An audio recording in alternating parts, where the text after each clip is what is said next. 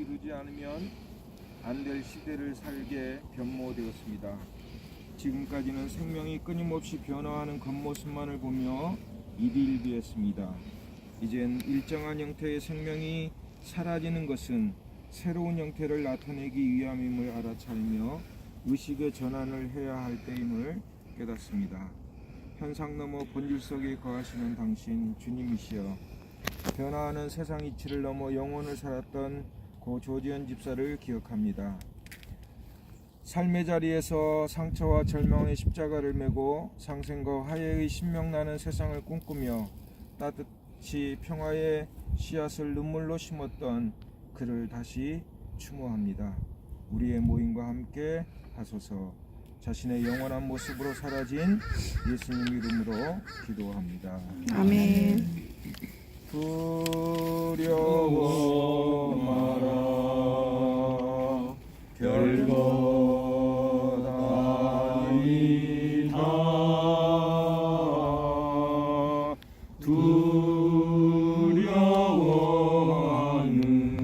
두려워하는 너를 잘 살피거라. 요한복음 8장 3절에서부터 11절에 있는 말씀을 다 함께 보겠습니다.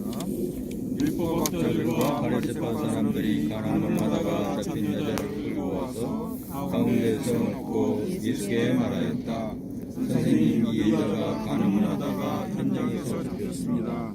모세는 율법에 이런 여자들을 돌로 쳐 죽이라고 우리에게 명령하였습니다.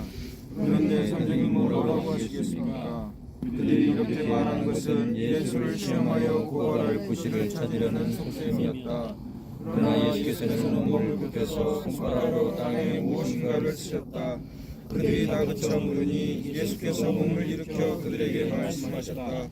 너희 가운데서 죄가 없는 사람이 먼저 이 여자에게 돌을 던져라. 그리고는 다시 몸을 굽혀서 땅에 무엇인가를 치셨다. 이 말씀을 들은 사람들은 나이가 많은 이로부터 시작하여 하나하나 떠나가고 마침내 예수만 남았다. 그 여자는 그대로 서 있었다. 예수께서 몸을 일으키고 여자에게 말씀하셨다. 여자여, 사람들은 어디 있느냐? 너를 정죄한 사람이 한 사람도 없느냐? 여자가 대답하였다. 주님, 한 사람도 없습니다. 예수께서 말씀하셨다. 나도 너를 정죄하지 않는다. 가서 이제부터는 다시는 죄를 짓지 말아라. 아멘. 예, 그래도 우리 고 조지현 집사를 아는 우리 무신님이 그때 다른 분들 가실 때 지은 노래이긴 한데 같이 한번 불러보겠습니다. 먼저 간다고 전화 한 통 없이 잘 있다 오라는 인사도 없이 그 또한 전화 한 통 없이 잘 있다 오라는 인사도 없이 그 먼 길을 떠나 그대를 의하리 아직도 가고는 이치도 모르니 나 또한 어찌 다르랴 나 또한 어찌 다르리.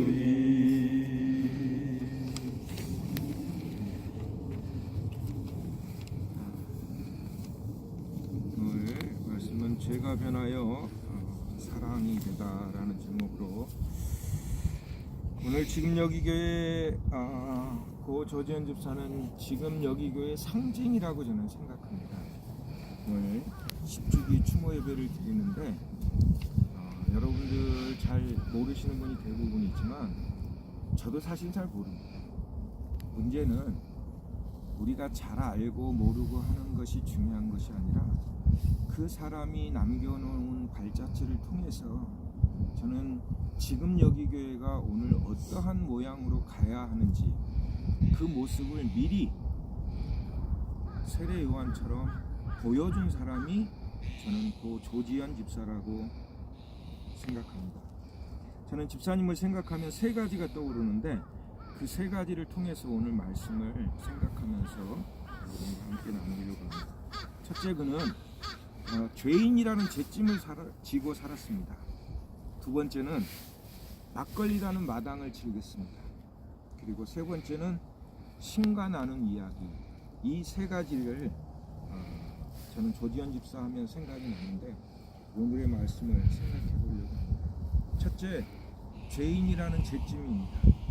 오늘 본문은 우리가 너무나 잘 아는 가늠한 여인을 붙잡아와 예수를 시험하고 고발할 구실을 찾으려는 율법학자들의 관계를 예수께서는 어떻게 지혜롭게 풀어내며 우리에게 어떻게 살아야 할지를 알려주는 말씀입니다.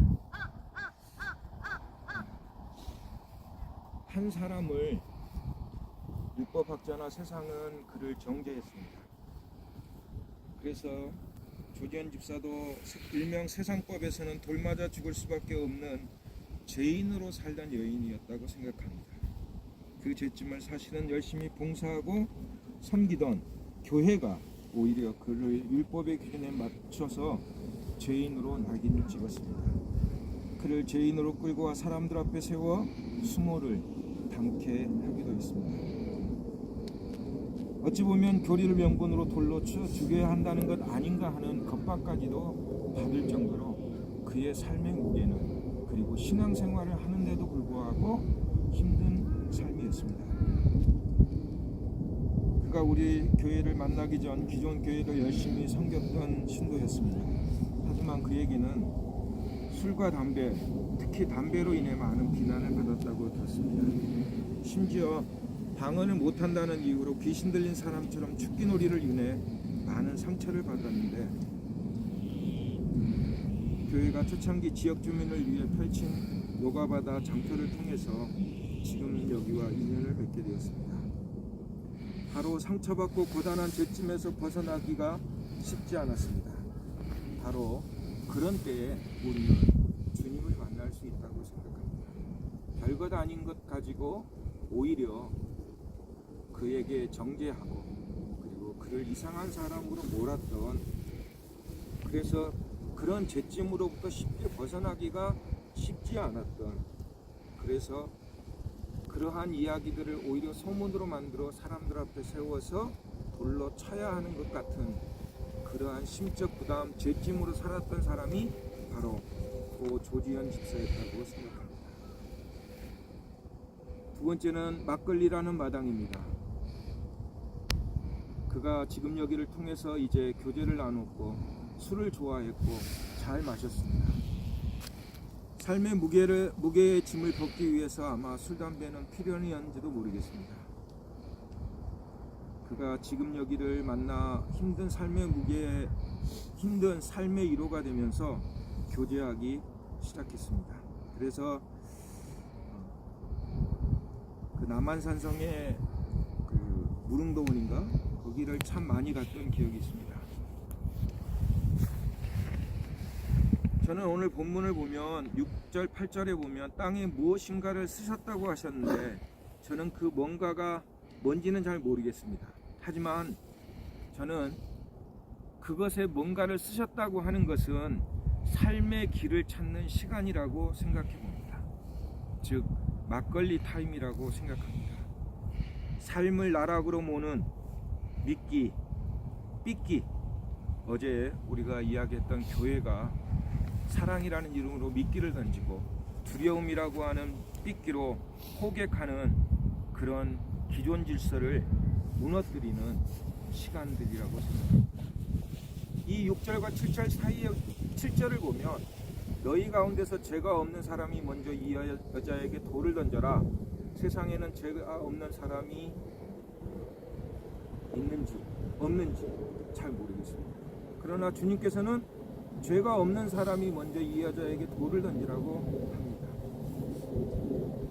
죄가 있는 사람, 죄가 아마 없겠죠. 죄가 없는 사람은 없겠죠. 그래서 주님께서는 너희의 죄가 없는 사람이 먼저 돌을 던지라고 했을 때 다 머뭇거리고 주저하고 아무것도 할 수 없었을 것입니다. 하지만 이 말에는 역설이 있다고 생각합니다. 바로 죄가 없는 사람이 있다는 것입니다. 세상에 속한 사람들은 다 죄인이라는 생각에 그 굴레에서 벗어나지 못합니다. 그래서 결국은 돌을 못 던집니다. 그렇다면 죄가 없다고 생각하는 사람은 당연히 어제도 우리가 공부했지만 자신도 상대도 죄가 없는데 어떻게 정죄하면서 돌을 던지겠습니까? 바로 이것이 신앙의 신비입니다. 바로 이런 사실을 이제 막걸리라는 마당을 통해서 조금씩 배워가고 깨우쳐 갔습니다. 다시는 죄 속에서 살지 않아야 되겠다. 이제는 사랑의 세계에서 살아야 되겠다. 누구를 정죄하고 누구를 힘들게 하는 죄짐에서 사는 것이 아니라 온전히 아무 조건 없이 사랑으로 바라보는 주님의 삶으로 이제 삶을 바꿔내는 것입니다. 그래서 삶의 예환을 나누고 거울인 상대를 통해서 소통하며 도반으로 서로 배우고 느끼는 변곡점의 시간이라고 생각합니다. 그리하여 오래된 관습, 옛사람의 신앙의 틀로부터 떠나기 위한 준비 시간이 바로 막걸리의 시간이고 교제의 시간이고 성서 공부의 시간이었다고 생각합니다.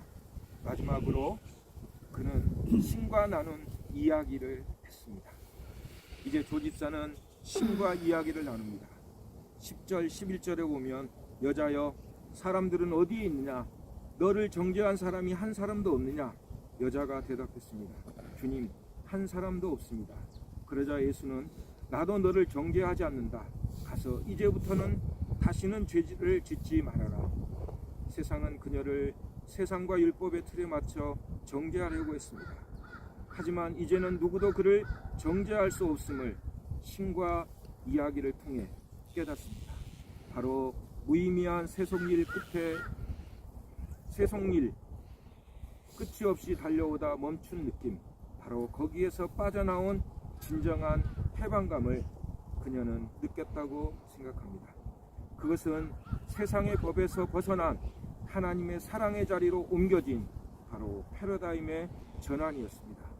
드디어 환한 빛을 보고 삶의 출애굽을 통해서 정죄하지 않는 사랑의 주님과 함께 삶의 주인이 되고 의미 있고 보람되고 행복한 인생으로 출발을 신과 나눈 이야기를 통해서 시작하게 되었습니다. 그녀는 신나이를 통해서 정말 열심히 공부했습니다. 그것의 핵심이 무엇입니까? 우리 모두는 하나다. 모든 것이 충분하다. 당신이 행동해야 할 것은 아무것도 없다. 신은 우리에게 항상 말한다. 그러니 기도하라. 옳고 그름 같은 것은 없다. 이런 공부를 통해 그녀는 사랑의 존재로 변하기 시작했습니다. 그렇게 살아보려고 했던 조집사님은 저는 영화 뻐꾸기 몸으로 울었다. 주연 배우 정윤희처럼 힘없고 가련한 여인이었지만 도시의 유혹과 권력의 당당한 주체로 도시의 유혹과 순사의 권력에 굴하지 않고 당당한 주체로 다시는 노예가 아닌 사랑의 존재로 살고 싶어 가마의 불길 속으로 당당히 뛰어들 수 있었다고 생각합니다. 아쉽게도 신이 예비한 그날이 너무 빨리 와 지금은 하늘나라로 갔지만 그녀는 지금도 신과 이야기를 재밌게 나누고 있을 거라고 생각합니다. 저는 고 조지현 집사 10주기를 통해 감히 이야기할 수 있는 것은 바로 그녀가 저와 여러분처럼 세상의 재짐 속에 방황하며 살던 삶을 멈추고 신의 모범인 지금 여기 교회의 상징이 되었다고 믿습니다. 많은 교인들이 다 힘든 시간들, 고통의 시간들, 아픈 시간들을 통과하고 그 재짐을 지고 지금 여기를 만났고 그 안에서 다시 교제하고 사랑하고 그리고 먹고 마시면서 우리는 신을 배워갑니다. 사랑을 조금씩 느껴갑니다. 바로 고 조지현 집사의 삶은 한 사람의 일생일 뿐만 아니라 우리 지금 여기 교회가 어떤 교회 그리고 어떤 신앙으로 나아가야 할지를 보여준 당당한 지금 여기 교회의 상징이라고 믿습니다. 이 신앙의 사람들을 기억하면서 오늘 또 우리가 하나님의 사람으로 잘 사는 것, 그를 예수를 우리의 스승으로 모시고 그분처럼 살아가는 것이 고 조지현 집사를 추모하는 진정한 삶의 의미라고 믿습니다. 찬송 너 하나님께 이끌리어 같이 부르겠습니다. 너 하나님께 이끌리어 일평생 주만 바라면 어려울 때 힘주시고 언제나